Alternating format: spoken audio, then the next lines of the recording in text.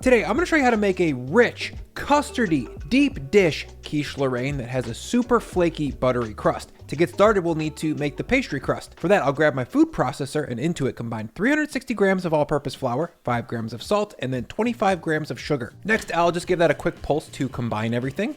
And from there, I'll add in 275 grams of frozen cubed butter. This is very important. Just like with the flaky biscuits that I showed you guys a few weeks ago, frozen butter leads to optimal flakiness. Not frozen butter smears when incorporated with flour, and that makes a crust that's tougher and perceivably drier, almost like shortbread. Next, I'll give this flour-butter combo 18 to 30-ish pulses, give or take, however long it takes to get this butter cleanly chopped into a small, coarse gravel like this.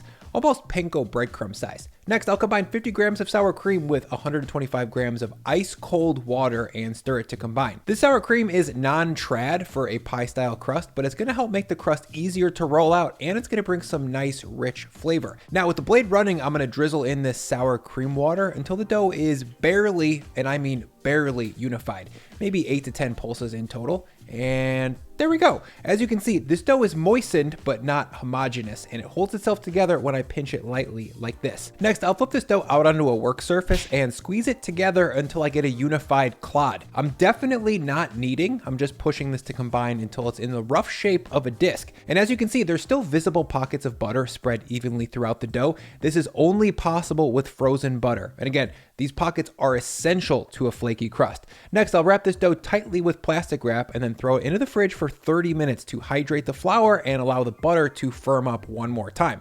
A quick side note here is that a lot of the food processor pie crust recipes on the internet will tell you to add the water in a bowl to optimize flakiness and not in a food processor like we just did. Cut to what happens when you add the water in a bowl instead of the food processor. The crust just doesn't have enough gluten formed from that process to stand up tall in this very deep pan, and it just falls apart.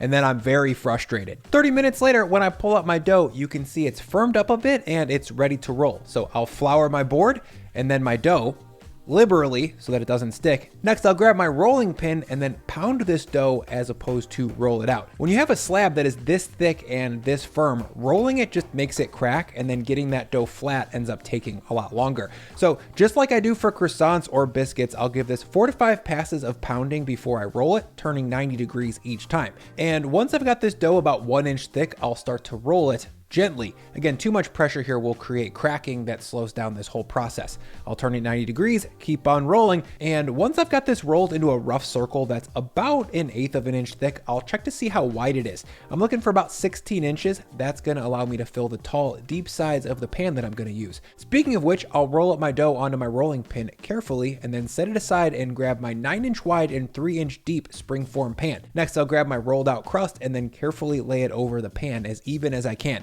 And then I'll come back and drape that crust into the pan in a way that allows me to fill up the corners without stretching the dough. I'm using one hand to gently push the dough into the corner and the other to feed some slack into the pan. At this point, make sure to leave yourself at least 2 inches around the edge on every side. And once I've got it tucked in nice and tidy like this, I'm gonna use some scissors to remove any of the crust that exceeds that 2-inch buffer. And from there, I'll move this crust over to the fridge to chill it one more time for 20 minutes before I bake it. Skipping this cool down step can greatly inhibit the amount of flakiness that you get in the oven. Now, after the chill down, I'll use my paring knife to clean up the edges one more time. This is much easier to do with precision once the dough is firm. You get much cleaner edges than if you had done it before the cool down. Next, I'll drop a large crinkly piece of parchment paper into this pan and then top that with 3 pounds of the cheapest beans that I can find. Then I'll carefully spread those out to the edges of the crust to shore up the sides the best I can. Then I'll load the whole thing onto a sheet tray to prevent butter leakage in the oven. Once I'm trayed up here, I'll load this into a 375F oven to blind bake the crust for 20 minutes. While that bakes, let me quickly thank Athletic Greens for sponsoring this video.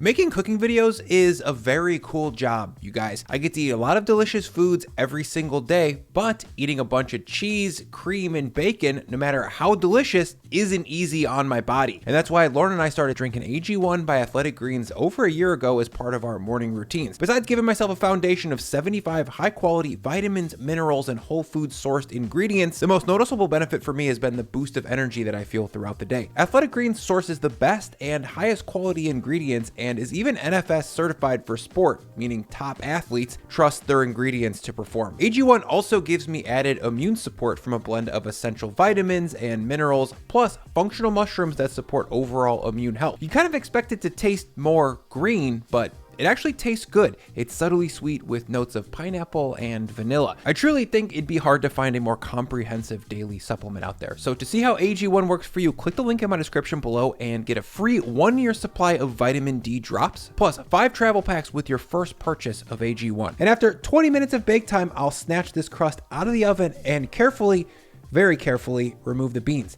Those did a great job of shoring up the sides, and as you can see, this crust is well set. So now we just need to finish baking until it's lightly golden brown. But first, I'll need to dock the bottom so that it doesn't puff, and then I'll load this back into the oven for 15 to 20 minutes while I make the custard for this quiche. For that, first we'll need a ½ pound of bacon. I prefer thick cut stuff because it has a more delicious meaty bite than the cheaper thin stuff, but use whatever you've got. And to prep it for the custard, I'll dice it into chunky squares like this, then move it over to a medium saute pan over medium-low heat and cook it down for 5 to 10 minutes, or however long it takes to fully render out the fat and crisp things up a little bit. And once it's taken on some nice color and is no longer flabby like this, I'll take it off the heat and move it over to a paper towel to drain off the fat. A ½ pound of thick cut bacon should yield me about 75 to 100 grams for the custard. Next, I'll keep a few tablespoons of that rendered fat in the pan and then add in a pound of chopped leeks, a strong pinch of salt, and then I'll jump in with a spoon and stir everything to combine. To prep these leeks, I just removed the tough green top and the stem, cut that in half top to bottom, and then turned it 90 degrees to cut it into half-moon strips like this. These leeks were filthy little things, so I dunked them in some cold water to clean them up. If you want to avoid that entire mess, by the way, onions would be a perfectly good sub. And after 10 minutes of sweating these leeks over medium-high heat, they're fully softened and just starting to caramelize. So I'll call them good, move them off the heat, and drain them on a plate while I finish the last part of the trifecta of flavors that make up Quiche Lorraine, aged Gruyere cheese. For that, I've got some extra nutty stuff that's been aged for 9 months, and I'm grating it on the largest hold sides of my box grater. I really recommend you avoid pre-shredded cheese for this one. Now to turn all this into custard, I'll combine 350 grams of heavy cream, 350 grams of whole milk, 6 egg yolks from large eggs. This is going to bring some additional luxury and richness. Then 8 large eggs, 7 grams of salt, 2 grams of white pepper or black, and then some cornstarch slurry to help bind all of the fat in this custard. That's just 50 grams of milk and 25 grams of cornstarch that I stirred to mix together. Next, I'll jump in with my immersion blender and do nothing. Power strip was off. Then I'll jump in with my immersion blender and spin this custard until everything is combined. Don't spin this too hard though, because that will whip extra air into the mixture, and that will then make the custard puff in the oven and create a porous texture that lacks some of the supreme smoothness that we're going for. To finish this custard, I'll add in the 3 Lorraine ingredients that we prepared before. That'll be 75 to 100 grams of rendered bacon, 150 grams of melted leeks, and then 150 grams of grated aged Gruyere. I'll just stir those in to combine, and that's the custard. Checking back on the crust, it's been 35 minutes in total, half of that with the beans, and now it's ready to pull out. Ooh, baby! We've got some really beautiful flakiness going on here, as you can see, thanks to frozen butter. Next, I'll lower my oven temp to 325F, then I'll carefully pour in my Lorraine custard. You want to leave about a ½ inch around the edge here so that it doesn't overflow when it puffs in the oven. And once I got this all filled up with my cheesy egg milk, I'll lower this quiche into the oven and bake it gently for about 75 to 90 minutes. Cut to that puffy egg time lapse, and after just about 80-ish minutes in total, I'll pull out my quiche and check the internal temp. I'm looking for 170F and above here. Anything lower and you risk having some drippy custard in the middle. This is just over that, so I'll call it good. And then next, I'll carefully release the spring in this pan and then remove that outer layer. And oh, look at that crust. It's flaky, deeply golden brown, and looks kind of like a beautiful crown. Of course, though, this thing is way too hot to eat right now, and if we cut into it, it would be Slop City, USA. So we'll let this cool for at least 2 hours. 2 hours later, as you can see, we've got a beautiful, well-set egg custard sitting in a flaky, light, rich shell of pastry. You guys, I'll admit that at times it's hard for me to communicate how delicious a dish is without leaning on excessive adjectives and hyperbole. So let me use a little audio clip here that I got of Lauren's reaction to this dish to try and bring some color. Oh my gosh, I want to eat that so bad. People are gonna shit their pants. I think she meant that people who make this quiche will be so delighted that they will evacuate their bowels inside of their jeans or slacks, whatever they're wearing. I can't say I disagree, babe. This quiche slaps. That's all I can say about it. It's flaky, it's buttery, you got a well-set crust that's both tender and crisp. The custard inside is smoky, nutty, savory, and it's rich but not heavy. I really, truly hope you guys dazzle one of your loved ones with this quiche sometime soon. And, oh yeah, I forgot. Let's eat this thing!